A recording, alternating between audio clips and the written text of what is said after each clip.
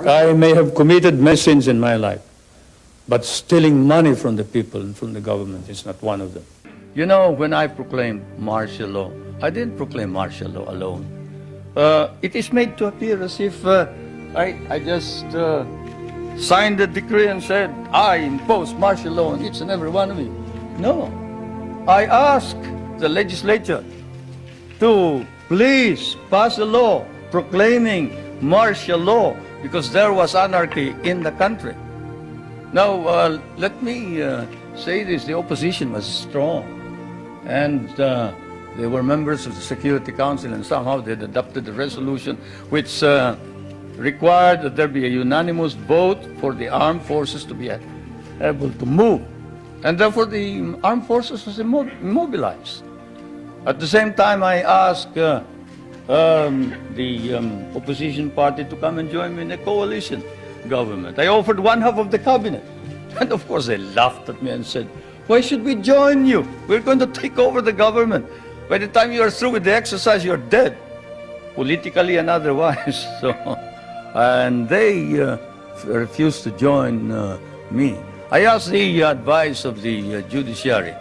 I asked the Supreme Court justices, the Court of Appeals justices, and the members of the private sector. And all of them told me there's only one man who can proclaim martial law, and that is the president. And you are it. You are the only one who can proclaim martial law.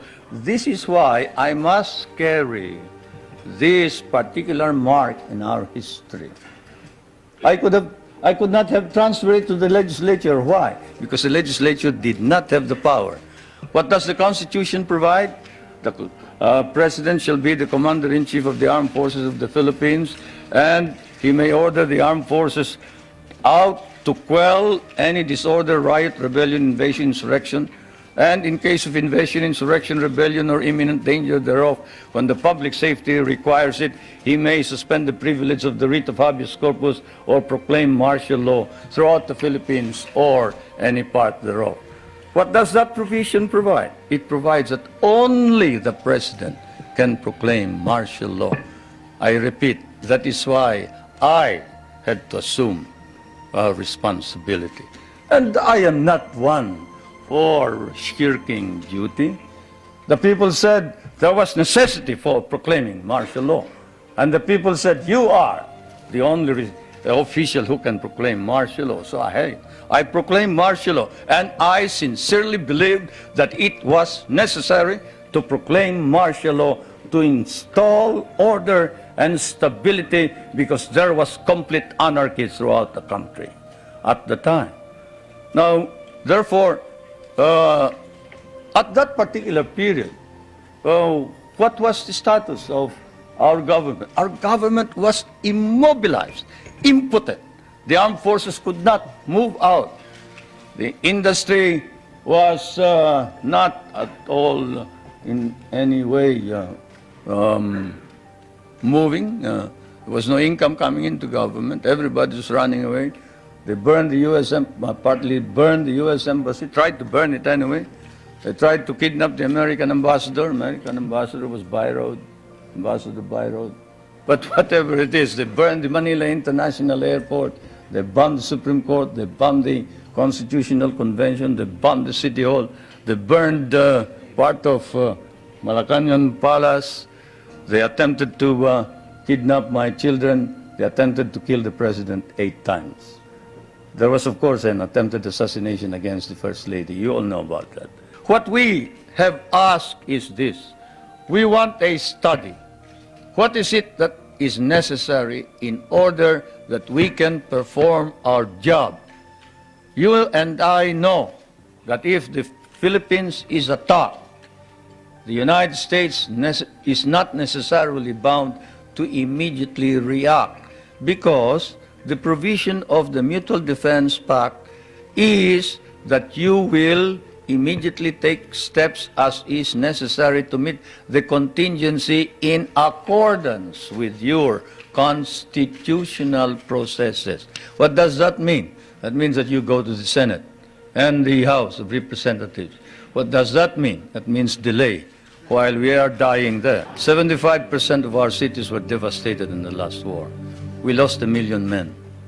Shall I quote you the statements of Roosevelt and MacArthur, that every Carabao will be paid for? Shall I tell you that the veterans who were inducted into the USAF, the United States Armed Forces of the Philippines, of the Far East, your armed forces, were paid only 1/2 the salary of your soldiers? Shall I tell you that we almost turned communists because you refused to recognize us? Shall I tell you that I had a difficult time stopping my guerrillas, 25,000 of them from joining the communists, because precisely you sort of forgot that we had done the fighting for you, you know. And it is not fair to accuse the Philippines of any violation of human rights when there has been no violation. Though if there has been any violation, we punish those who have violated. Do you think that if there was any corruption by the Marcos family, that we can maintain the present prestige and leadership of the Marcoses in the Philippines? What do you think the Filipinos are? They are a very literate people. Literacy in the Philippines has increased up to 90% nationwide, and in Manila it is 100% literacy. It was in the dark, and there were doubts and misgivings.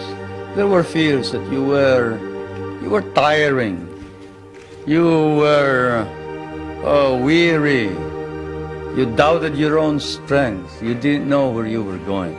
But now there is hope. It's still partly in the shadows, but it's trying to emerge.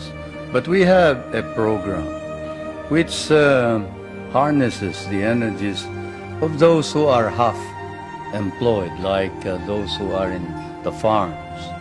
You see, those who wait for the coconuts to fall or who plant rice are partly employed. And so we allow them to engage in what we call small, medium-scale industries, contract work. Where, in what country do you see, say, a boot block? A boot block. Go to a rural bank and say, look, I used to borrow money from this usurious lender here. I borrow 5 pesos in the morning, I have to pay him 6 pesos in the afternoon. Can't you lend me 50 pesos now and I will repay you later on? I have no collateral, I am unknown, I live in the streets. And in what country will you see the rural bank lend this boot block money after looking at his shoe shine stand and gathering all the other shoe shine boys and putting them to work and getting them to repay this indebtedness, not in a week, but perhaps even in a day? Or fishermen who live a hand-to-mouth existence. Even here, in your prosperous United States, can a poor fisherman go to a bank and borrow money on his name, on his signature? He cannot, but here in the Philippines, he can. A poor fisherman can go to the bank and say, look, I live in so-and-so, and the chairman of my village can certify that I am a poor fisherman. And I would like to organize a group. Can you lend us 5,000 so I can buy a motor, I can buy a net, I can buy a small boat, and we can improve our earnings. And under our laws, we have set aside funds which then are lent out. And we have been able to lend out about 1,200,000,000 pesos under this scheme, and they have been repaid. They have been repaid, and that's the worst part about it, isn't it? Many people don't believe it, but they have been repaid.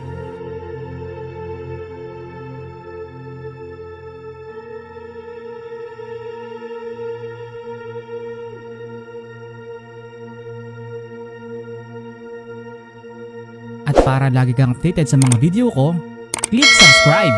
At huwag mo din kalimutang mag-comment para ilagay kita sa shoutout ng mga susunod kong video. Subscribe!